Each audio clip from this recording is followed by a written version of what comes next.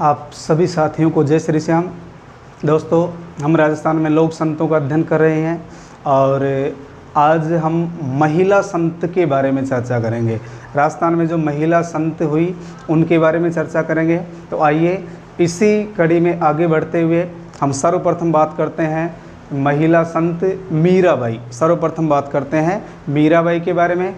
उसके बाद जो भी महिलाएं संत बची हुई हैं उन सभी का अध्ययन किया जाएगा। तो आइए अब हम बात करते हैं मीराबाई।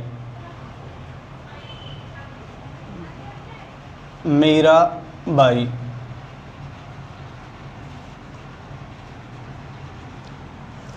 इनका जन्म 1498 को कुड़की गांव पाली में हुआ था।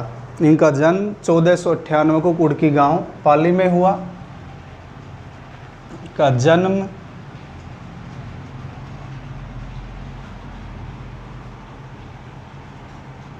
1498 ईस्वी को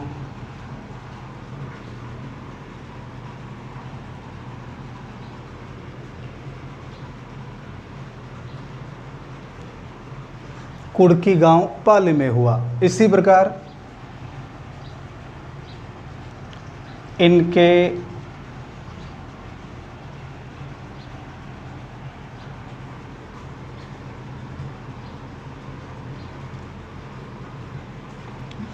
बचपन का नाम पेमल था। मीराबाई के बचपन का नाम पेमल था।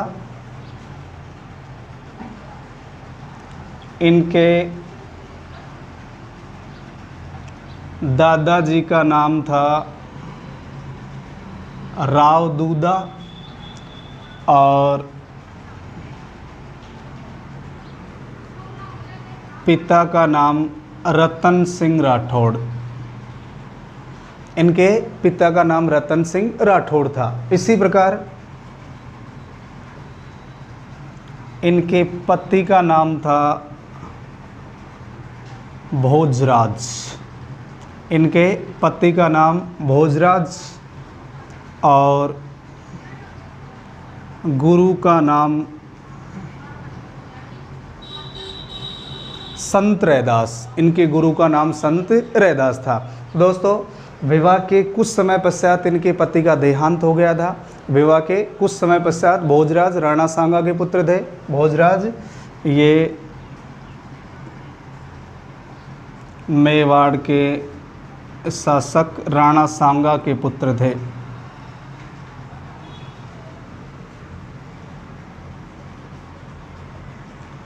तो विवाह के कुछ समय पश्चात इनके पति का देहांत हो गया।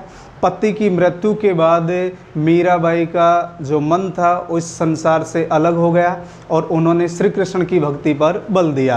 अर्थात श्री कृष्ण की भक्ति पर बल दिया, साधु संतों के साथ रहने लगी। इसीलिए इन्हें एक तो राजस्थान की राधा कहा जाता है। दोस्तों, इन्हें राजस्थान की राधा कहा जाता है। तो पति की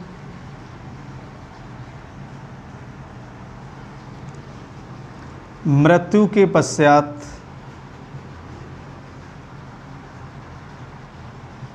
श्री कृष्ण की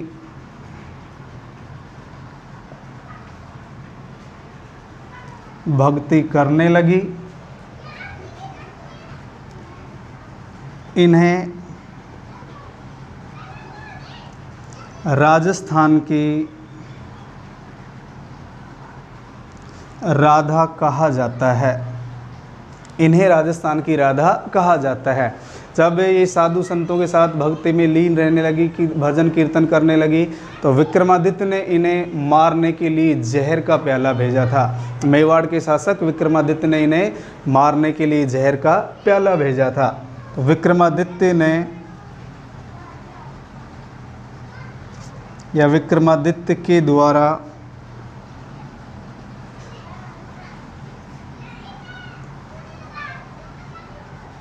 मीराबाई के लिए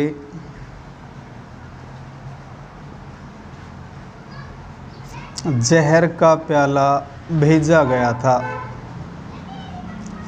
मीराबाई कहती थी, मेरो तो गिरधर गोपाल दूसरो ना कोई। मीराबाई कहा करती थी,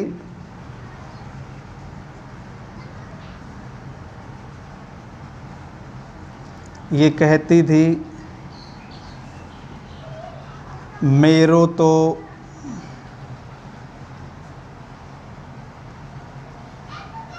गिरधर गोपाल दूसरो ना कोई। इसी प्रकार मीराबाई के द्वारा मीरा दासी संप्रदाय की स्थापना की गई। दास दासी अथवा मीरा दासी संप्रदाय की स्थापना की गई। इन्होंने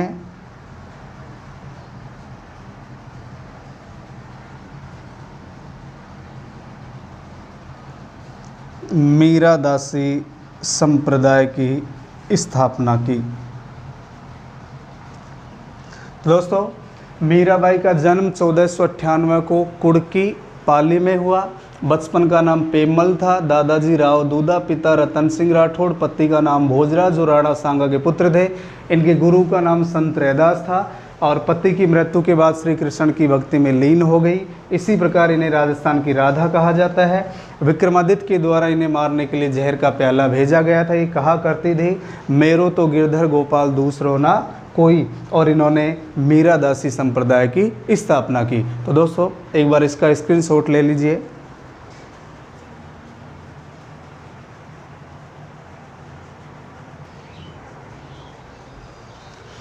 इसके बाद देखिए दोस्तों, मीराबाई का पालन पोषण मेड़ता नागौर में हुआ था। इनका पालन पोषण मेड़ता नागौर में हुआ था।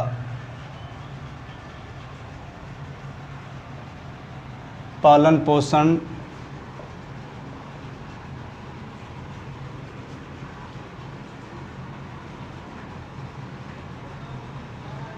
नागौर में हुआ था। मीराबाई की कुछ रचनाएं हैं।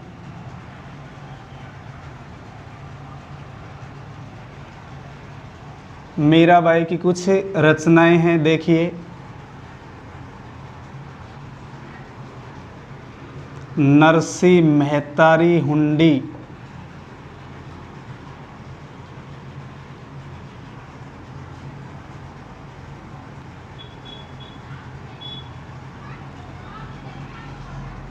मीरा पदावली,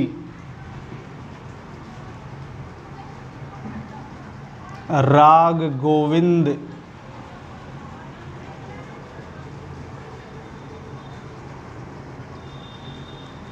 रुक्मणी मंगल,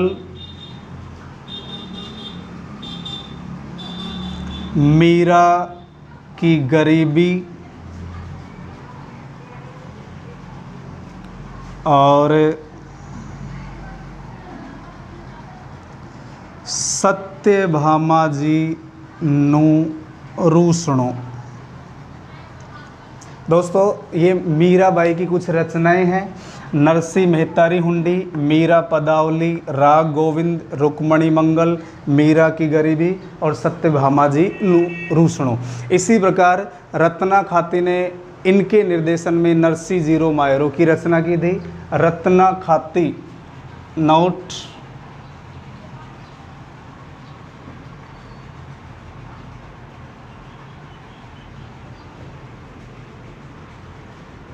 मीरा के निर्देशन में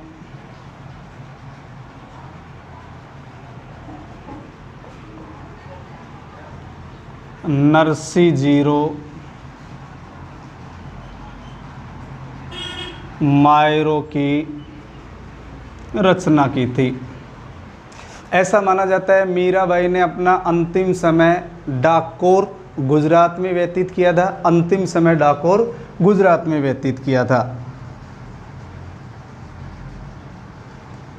मीराबाई ने अंतिम समय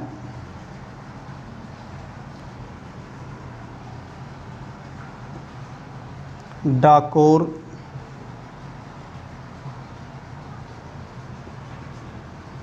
गुजरात में व्यतीत किया था और ये 1546-47 ईस्वी के आसपास से नृत्य करती हुई मूर्ति में विलीन हो गई थी। 1546-47 ईस्वी के आसपास से नृत्य करती हुई मूर्ति में विलीन हो गई थी।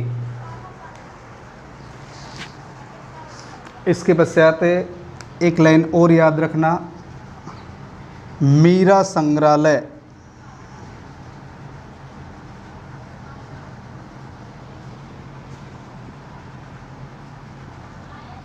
मेड़ता नागौर में स्थापित किया गया। मीरा संग्रहालय की स्थापना कहाँ की गई? मेड़ता नागौर।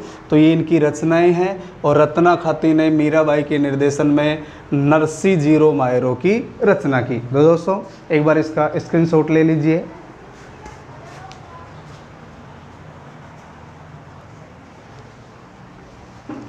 इसके पश्चात देखिए दोस्तों, कुछ महिला संत हैं, इनको भी आपको याद करना है। ये फैक्ट हैं, याद हो जाएंगे। देखिए सर्वप्रथम हमने महिला संतों में मीराबाई के बारे में बात की, मीराबाई का अध्ययन किया, उनकी रचनाओं के बारे में अध्ययन किया।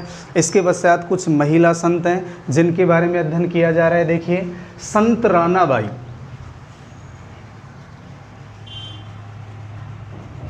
संत रानाबाई, महिला संत का नाम है संत रानाबाई। इनका जन्म हरनावा नागौर में हुआ था। इनका जन्म हरनावा नागौर में हुआ। इन्होंने श्री कृष्ण की भक्ति पर बल दिया और ये संत चतुरदास की शिष्या थी। संत चतुरदास की शिष्या थी। राजस्थान की दूसरी मीराबाई कहा जाता है। संत रानाबाई को राजस्थान की दूसरी मीराबाई कहा जाता है।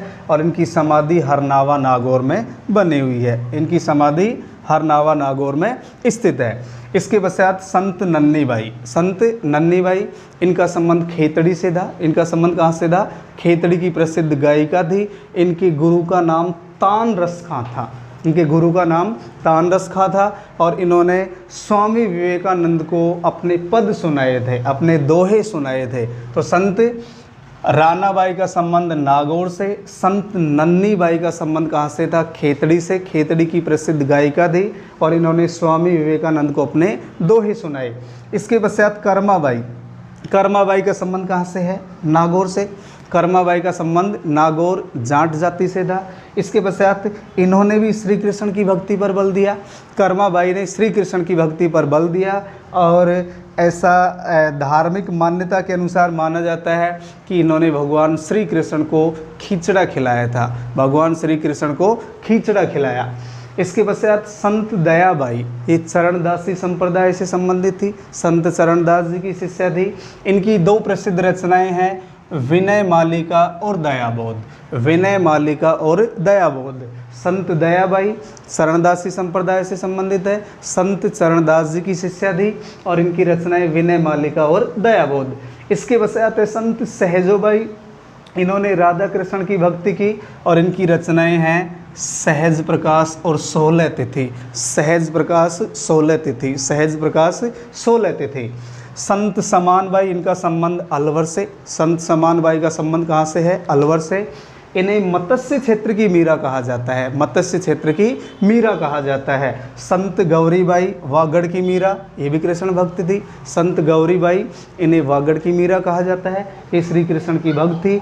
डूंगरपुर के शासक थे महारावल शिव सिंह। महारावल शिव सिंह, शिव सिंह ने गौरीबाई के लिए एक मंदिर का निर्माण करवाया था जिसका नाम है बाल मुकुंद मंदिर। महारावल शिव सिंह के द्वारा गौरीबाई के लिए एक मंदिर बनवाया गया जिसका नाम है बाल मुकुंद मंदिर। और इसके पश्चात है संत भोली गुजरी जिसका संबंध करौली से है। संत भोली गुजरी जिसका संबंध करौली से है और ये श्री कृष्ण के मदन मोहन स्वरूप की आराधना करते थे। तो दोस्तों एक बार इसका स्क्रीनशॉट ले लीजिए।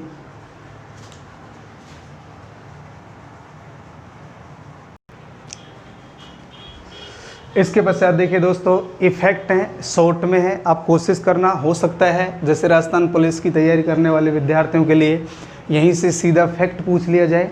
ये केवल फैक्ट है, डिटेल से आपने सभी संत और संप्रदायों का अध्ययन कर लिया है। ये केवल फैक्ट हैं, इनको भी आप एक बार रिवाइज कर लीजिए। संप्रदाय का नाम है विश्नोई। इधर है संप्रदाय का नाम, इधर प्रवर्तक या संस्थापक और यहाँ है प्रमुख पीठ। विश्नोई संप्रदाय, प्रवर्तक संत जाम्बोजी और प्रमुख पीठ है मुकाम तालुआ बीकानेर। दोबारा देखिए, विश्नोई संप्रदाय है, प्रवर्तक संस्थापक संत जाम्बोजी हैं और इसकी प्रमुख पीठ है मुकाम तालुआ बीकानेर। इसके पश्चात जसनाथी संप्रदाय, जसनाथ जी कत्रियासर बीकानेर में। नाथ संप्रदाय, नाथ मुनि और पीठ है जोधपुर में। दादू संप्रदाय, दादू दयाल जी, संत दादू दयाल जी और इसकी प्रधान पीठ कहाँ है? नारायणा जयपुर में। इसी प्रकार निरंजनी संप्रदाय प्रवर्तक हरिदास जी, गाडा नागौर। गूदड़ संप्रदाय संत दास जी, गूदड़ संप्रदाय के प्रवर्तक कौन थे? संत दास जी। इसकी पीठ है दांतड़ा भीलवाड़ा में। राम सनेही संप्रदाय संत रामचरण जी, शाहपुरा भीलवाड़ा। लालदासी संप्रदाय लालदास जी, नंगला भरतपुर। नवल संप्रदाय नवलदास जी, जोधपुर। वल्लभ संप्रदाय वल्लभाचार्य नाथ द्वारा, राजसमंद। चिश्ती संप्रदाय मोइनुद्दीन चिश्ती, अजमेर। परनामी संप्रदाय प्राणनाथ जी, पन्ना मध्य प्रदेश। राजस्थान की बात करें, आदर्श नगर जयपुर, राजस्थान के आदर्श नगर जयपुर में है। अलखिया संप्रदाय साधु लालगिरी, बीकानेर। तेरापंथी संप्रदाय आचार्य भीकण जी, जोधपुर। और गौड़ीय संप्रदाय गौरांग महाप्रभु गोविंद देव जी का मंदिर, जयपुर। दोस्तों आप इनको याद करें, ये फैक्ट हैं, ये केवल सीधे फैक्ट हैं। हो सकता है एग्जाम में सीधा फैक्ट पूछ लिया जाए तो आपका क्वेश्चन यहाँ से गलत नहीं होगा। तो विश्नोई, जाम्बोजी, जसनाथ जी, नाथ मुनि, दादू दयाल जी, निरंजनी हरिदास, गूदड़ संतदास, राम सनेही रामचरण जी, लालदास जी। नवल संप्रदाय नवलदास जी, वल्लभाचार्य चिश्ती, मोइनुद्दीन चिश्ती। परनामी प्राणनाथ जी, अलखिया साधु लालगिरी। तेरापंथी आचार्य भीकण, गौड़ीय गौरांग महाप्रभु। तो दोस्तों ये था हमारा संत और संप्रदाय से संबंधित चैप्टर, और इसमें हमने कंप्लीट रूप से पढ़ लिया है। फिर भी कुछ रह गया होगा, उसका हम जब प्रश्नोत्तर करेंगे उसमें चर्चा कर लेंगे। आप निरंतर वीडियो देखते रहें। दोस्तों राजस्थान पुलिस का एग्ज़ाम कब होगा कब नहीं होगा, पटवार का एग्ज़ाम कब होगा कब नहीं होगा, इस असमंजस की स्थिति में आप न पढ़ें, निरंतर रेगुलर अध्ययन करते रहें। एग्ज़ाम चाहे 2 महीने बाद हो, 3 महीने बाद, क्योंकि निरंतर अध्ययन करेंगे तभी हम एग्ज़ाम को क्लियर कर पाएंगे। और दोस्तों कल हम सिंधु घाटी सभ्यता का अध्ययन करेंगे। कल हमारा नया चैप्टर होगा सिंधु घाटी सभ्यता। जो विद्यार्थी एसएससी, एनटीपीसी, रेलवे वगैरह का एग्ज़ाम देंगे, उसकी जो तैयारी कर रहे हैं, उन विद्यार्थियों के लिए भारतीय इतिहास का चैप्टर कल से शुरू किया जाएगा। तो आगे से एक सिस्टम के अनुसार हम अध्ययन करेंगे। एक पार्ट होगा राजस्थान जीके का और एक पार्ट होगा भारतीय जीके का। तो कल हम भारतीय इतिहास के बारे में बात करेंगे, जिसमें पहला चैप्टर होगा सिंधु घाटी सभ्यता। तो दोस्तों आप निरंतर अध्ययन करते रहें और वीडियो देखते रहें, अपने दोस्तों के पास शेयर करते रहें। अगर आपको कुछ समस्याएं आती हैं तो आप कमेंट करते रहें। कोई क्वेश्चन अगर क्लियर नहीं हो पाता है, कहीं कोई लाइन क्लियर नहीं है, तो आप ज़रूर कमेंट बॉक्स में लिखें। धन्यवाद। जय हिंद, जय भारत।